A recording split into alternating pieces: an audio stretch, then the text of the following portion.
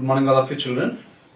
In your last class of Is Matter Pure lesson, you learned about the classification of matter into pure substances and mixtures. So, you are all very well familiar with the definitions of pure substances and mixtures. And actually, it was completed to you up to homogeneous mixtures, solutions. What is solution? Characteristics of solution, and different methods to express the concentration of solution you learned in your last class. Now we are going to discuss heterogeneous mixtures.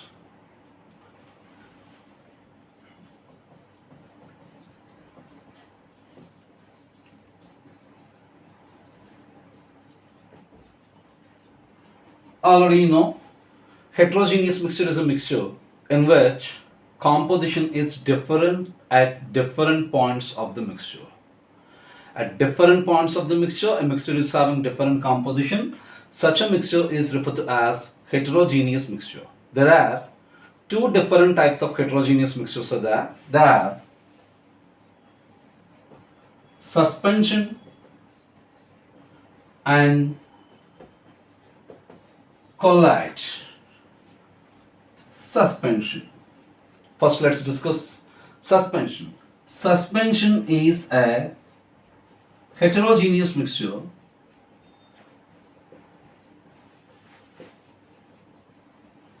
in which particles settle at bulk of the medium. Particles settle at bulk of medium. For example, if I take chalk powder dissolved in water,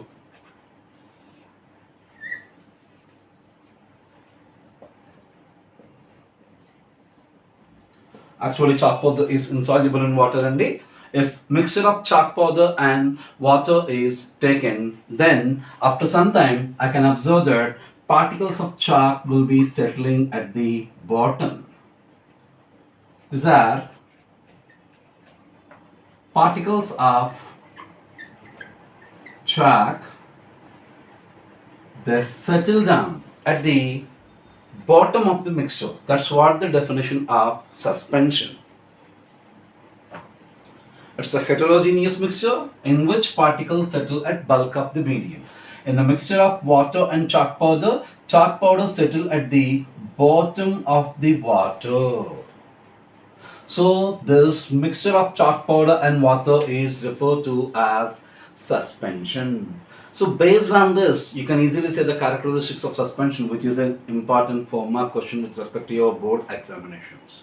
So particles of chalk can be seen clearly with naked eye without any microscope. And particles of suspension are big enough to be seen with naked eye. Particles of suspension are big enough to be seen with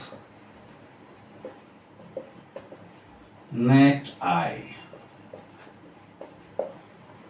Then, if you want to separate chalk powder particles from that mixture, simply I will be using the technique of filtration. That means a beaker is taken, into which at the mouth of the beaker a funnel is placed. Into that funnel a filter paper is placed, and into that, if you pour this suspension of chalk powder and water passes through the pores of filter paper and gets collected in the beaker. And after pouring is completed, and if you take out that filter paper, on filter paper you can see the particles of chalk powder. That means particles of suspension can be separated by the technique of filtration. That means when suspension is subjected to filtration, solid particles will be getting collected over the filter paper. What is this referred to as? Filtrate. What is this chalk powder referred to as? Residue. Okay. So how can you separate the particles of suspension? Particles of suspension can be separated by the process of filtration. In that process, suspension particles will be collected on the filter paper as residue. Now, can you pass through this? Can you see through this chalk powder? If an object is placed here on the other hand side of the test tube, and if you are viewing from here, you can't see that object. Why? Because suspension particles are big enough to object the passes of light through them. That means suspension particles do not allow light to pass through them. It's opaque to light. So suspension particles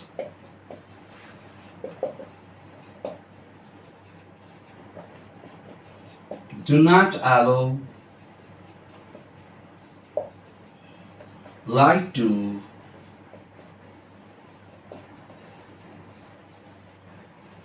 pass through it. These are the characteristics of suspension. What is suspension? It's a heterogeneous mixture in which particles settle at bulk of the medium. Particles of suspension are big enough to be seen with naked eye, and particles of suspension can be separated out by the technique of filtration, and suspension particles don't allow light to pass through it. I forgot to write that one point, that is suspension particles can be separated out by filtration. Different examples for suspension: soil mixed with water. Soil mixed with water, when it is allowed to stand without disturbing, soil settles at the bottom of the mixture. That's a suspension. Sawdust taken in water, sawdust settles at bulk of the medium. That's a suspension. So sawdust can be separated from the suspension by subjecting it to filtration. Clay can be separated from the mixture of clay and water by subjecting it to filtration. And here in the case of chalk powder and water, chalk powder particles can be separated by subjecting it to filtration. This is about suspension. These suspensions are quite common in day-to-day life activities. Okay? Thank you.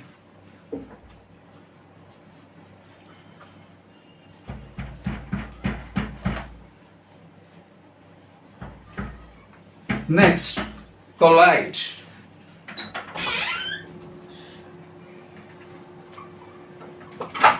Collide. It is also a heterogeneous mixture, but you see it as a homogeneous mixture. Collide is a heterogeneous mixture, but you can't observe its heterogeneity. Why can't you observe the heterogeneity of collide?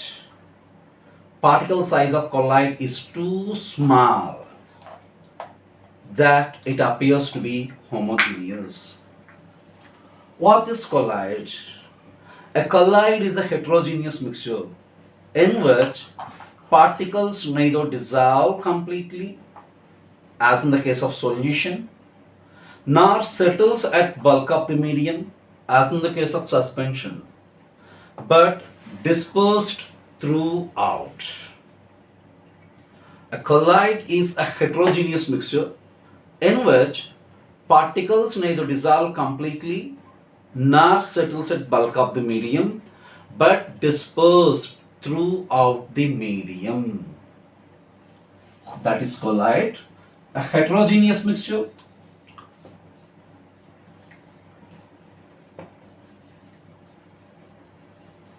in which particles neither settle at bulk of the medium nor dissolve completely, but dispersed throughout, is called collide.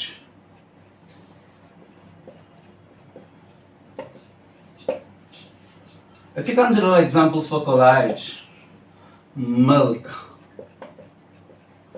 fog. When today is morning time, you can see the fog, fog, snow,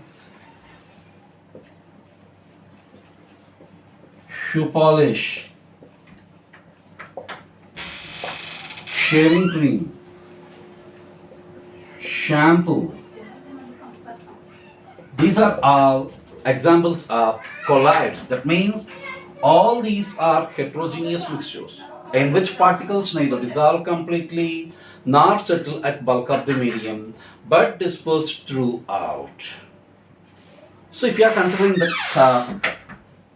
characteristics of colloidal solution, so if you consider milk,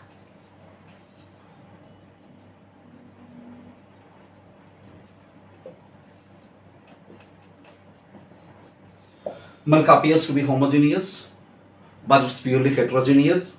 Milk is a heterogeneous mixture of carbohydrates, proteins, vitamins, minerals, and water. These are mixed non-uniformly, producing colloidal solution known as milk.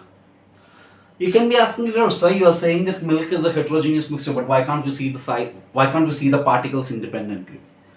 Particle size of colloid is very small. Particle size of colloid is very small such that they can be seen with naked eye. Particle size of colloid is very small such that they can pass through the pores of filter paper. That means colloidal solutions can be separated by the technique of filtration.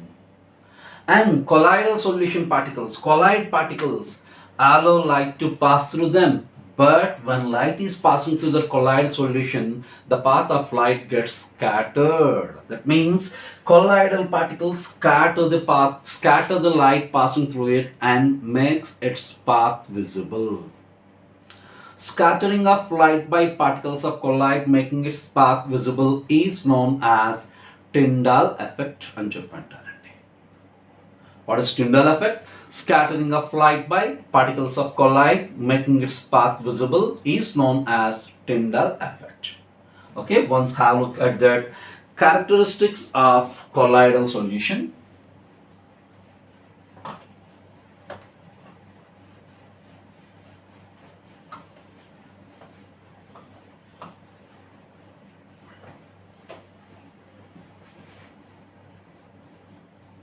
Colloids are heterogeneous mixtures.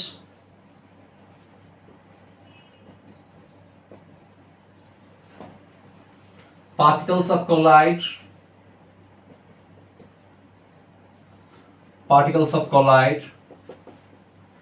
cannot be seen with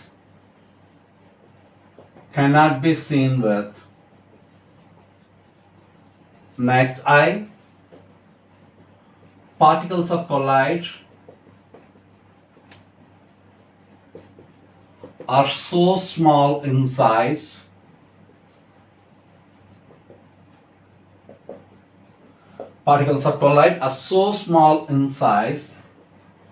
that they can pass through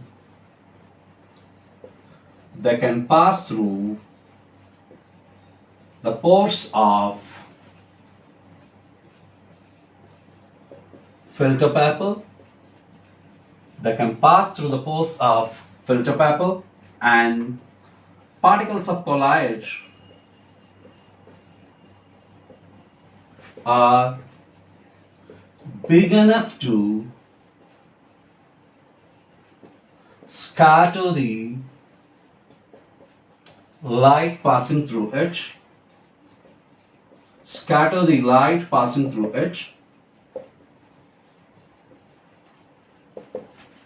and makes its path visible. This is known as Tyndall effect.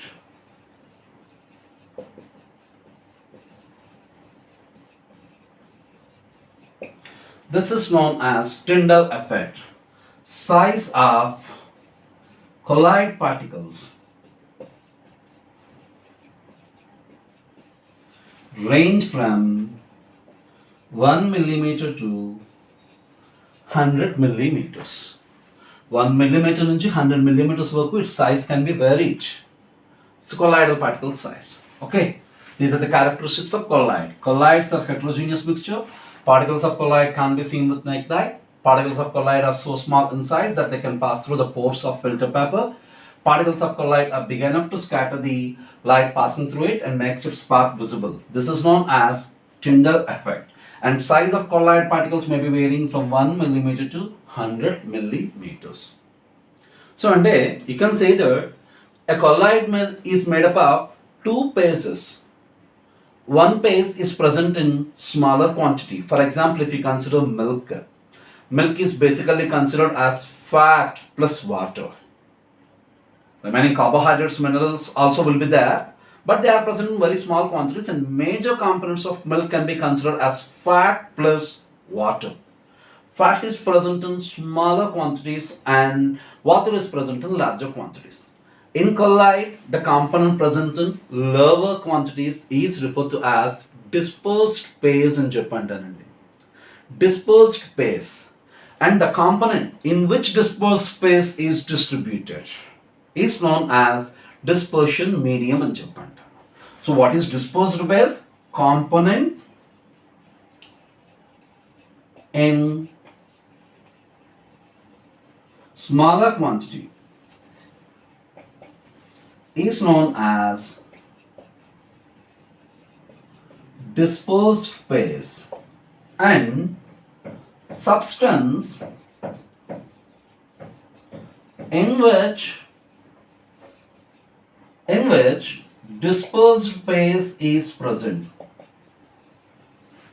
is known as dispersion medium. That means in milk, fat will be dispersed phase and water will be dispersion medium. Fat will be dispersed phase and water will be dispersion medium. Okay, that is about colloids. So here in your textbooks, you are having a table representing the different types of colloidal solution basing on the difference in physical state of dispersed phase and dispersion medium. It is of utmost importance with respect to competitive examinations. Just once have a look at that. Next, coming to separation techniques of mixtures. Techniques of separation of mixtures. In day-to-day life, you are using so many methods for separation of mixtures. For example, stones, small stones that are present in rice can be separated by the technique of hand picking. Husk can be separated from grains by the technique of winnowing. That means when wind is blowing, that mixture of husk and grains is allowed to flow in the direction of wind. Then lighter husk particles will be carried away by the wind and heavier grain particles are collected at the bottom. So in chemistry also, to separate the different mixtures, we are having different techniques. First, let's discuss the techniques that are used to separate the solid component present in liquid component. That means solid liquid mixtures, how to separate them we are going to discuss. For this, consider the mixture of sodium chloride with water. That is the most common technique used in very large scale in daily life for manufacture of common salt that is used in our kitchens. What is the single largest source of common salt? Seawater. In 1 liter of seawater, 32 grams of sodium chloride is present on an average. So that sodium chloride present in dissolved phase in seawater can be separated by the technique of evaporation. So that seawater laboratory technique వచ్చేటప్పటికి salt solution, salt dissolved in water. When it is subjected to action of heat, liquid component which is having lower boiling point will be evaporating, leaving the crystals of solid in that container. That technique is known as evaporation. So evaporation, a technique used to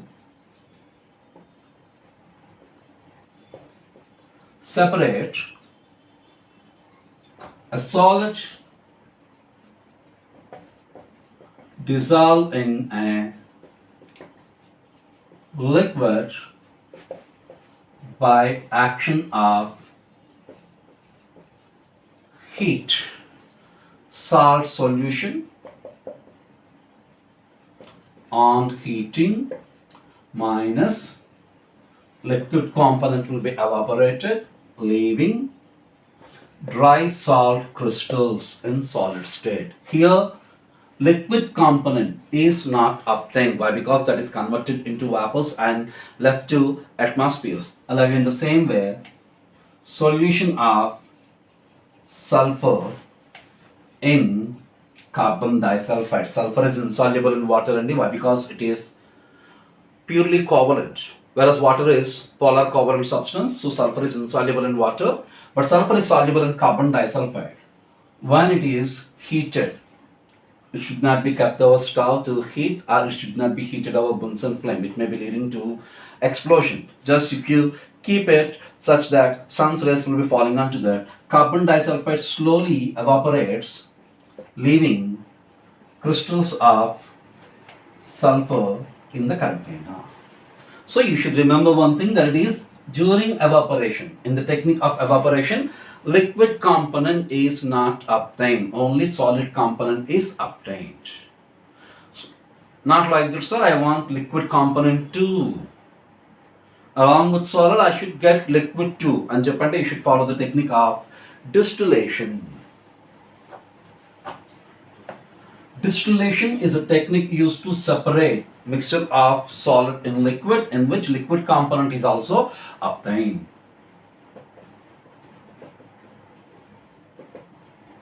A technique used to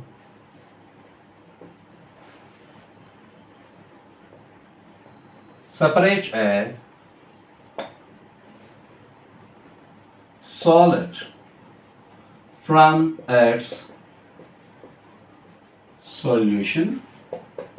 In this, liquid component is also obtained. So liquid component is also to be obtained ante evaporation technique lo vapor is allowed to escape.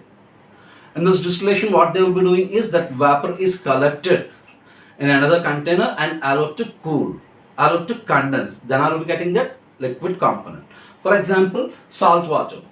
So aqueous solution of salt. When it is heated, water will be vaporized.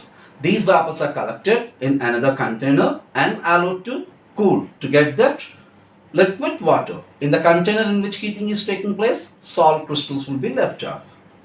Sulfur carbon disulfide solution is there. When it is subjected to solar radiations, carbon disulfide will be vaporized. So above that container, like this, this is solution containing sulfur in carbon disulfide. When it is exposed to solar radiations, carbon disulfide will be vaporized. These vapors are not allowed to escape. Another container is placed over that, and these vapors on touching the surface gets cooled and condensed to carbon disulfide. Okay, this is distillation technique. Now let's go for the techniques used for separation of liquid mixtures. Liquids form two different types of mixtures, oil and water. They are immiscible liquids. That means when oil is taken in water, you can see oil as different layer and water as different layer. Both can be seen as different layers. Water and alcohol are mixed. Water and alcohol are completely soluble with each other. You can't see water and alcohol separately. They are called miscible liquids and oil and water are immiscible liquids. So mixture of two liquids which is immiscible can be separated by using separating funnel.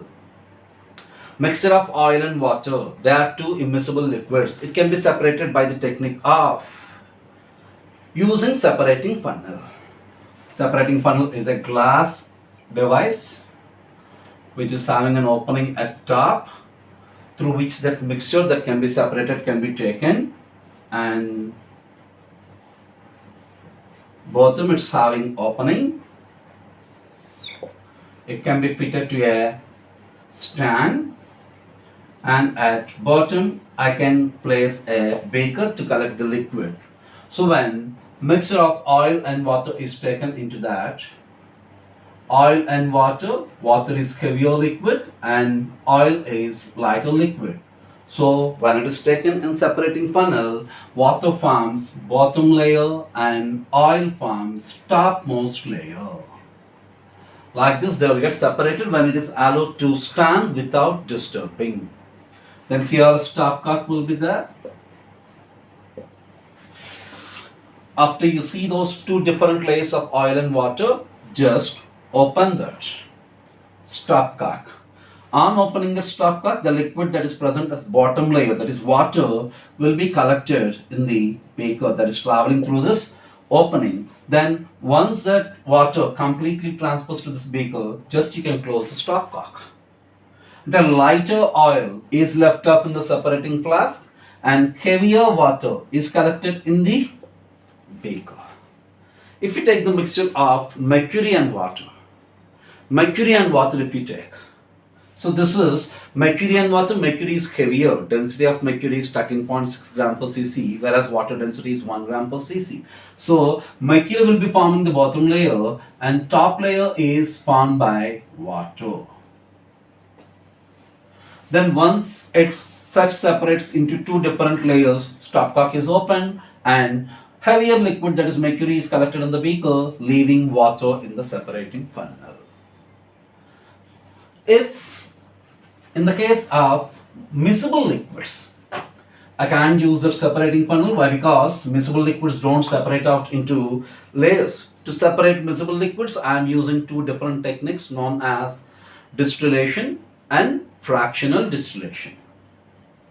Distillation technique is used when there is a considerable difference in boiling points of two different liquids. Boiling points of two different liquids constituting that mixture are differing considerably, then I can use the technique of distillation. Fractional distillation is used for separation of two or more than two miscible liquids which have less than 15 degrees Celsius difference in boiling point. Two component liquids having boiling point difference less than 15 degrees Celsius are separated by technique of fractional distillation. Two different components of the liquids, if they are having difference in boiling point greater than 15 degrees Celsius, can be separated by distillation. Distillation, fractional distillation are almost all same. Just the difference in boiling point considered is different. For fractional distillation, less than 15 degrees Celsius difference in boiling point undalandi, and for distillation, greater than the 15 degrees Celsius difference in boiling point, they can be separated by distillation technique. So you all know fractional distillation is used for separation of various components of crude oil, that is petroleum. Okay. Next, technique of chromatography. Chromatography is a technique used to separate different colored components. For example, if I take a dye అంటే ఏంటండి? A coloring substance that can impart its color to fiber. Dye, different component colors in dye can be separated by the technique of chromatography. Chromatography, what is chroma? Chroma means color in Latin language. That technique is used to separate different component colors in dyes. That's why the technique is referred to as chromatography. In chromatography technique, so how that technique can be represented? A cylindrical container is taken, into which water is taken.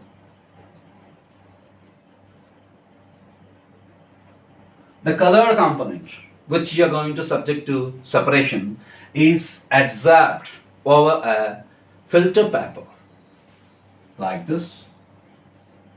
If you suppose this to be filter paper, and the colored component which you want to separate can be taken as a dot onto that filter paper. Now insert that filter paper into that water such that water just touches the drop of dye. Like this I have to place.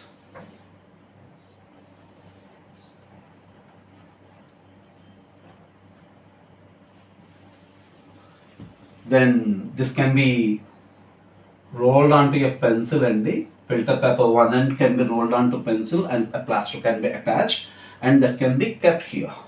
Now water gets absorbed onto filter paper, and when it is touching that dye, different colored components present in dye will be having different velocity on that filter paper. What is this? Filter paper. Different colored components present in the dye will be having different relative velocities onto the filter paper, and different colored components present in the dye will be having different affinity to that surface on which they are moving. The component that is having more affinity towards that surface of filter paper will be traveling less distance. Component that is having less affinity towards that surface of the filter paper will be traveling more height. Once all the filter paper become wet, remove that, and if you allow it to dry, you can see the bands of colors that are present in the dye onto the filter paper. The dried filter paper containing bands of different colors that are present in the dye is referred to as chromatograph in Japan. This is the technique of chromatography. Okay. Now, last technique of separation we are discussing is separation of different components in gaseous mixture. You know that gases are always forming homogeneous mixture. Any gas can mix up with any gas homogeneously. That homogeneous mixture of two or more than two different gases can be separated by the technique of diffusion. Diffusion means it's a phenomena of intermixing of one kind of matter into intermolecular spaces of another kind of matter. You know that a gas with more molecular weight is traveling with less velocity than the gas with less molecular weight. So when the mixture of gases is allowed to diffuse into a porous partition, gas with lower molecular weight will be diffusing faster than in the case of gas with more molecular weight, hence they can be separated out. Thank you.